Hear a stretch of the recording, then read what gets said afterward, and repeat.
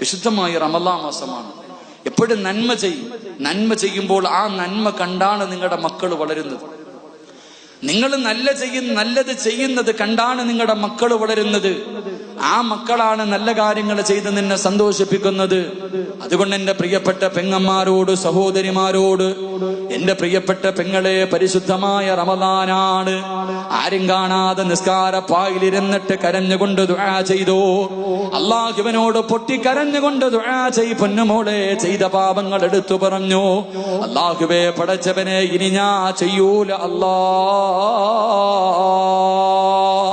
മഹാനായ റസൂലുള്ളാഹി സ്വല്ലല്ലാഹു അലൈഹി വസല്ലമ തങ്ങൾ പറയുകയാണ്, എന്റെ പ്രിയമുള്ള സഹോദരങ്ങളെ, ദുആ ചെയ്യാൻ നമുക്കൊരുപാട് സ്ഥലങ്ങളുണ്ടല്ലോ. മഹാനായ അബുൽ ബസർ ആദൻ നബി അലൈഹിസ്സലാം അല്ലാഹുവിനോട് പറയുന്നു, ഇന്നല്ലാഹ തആല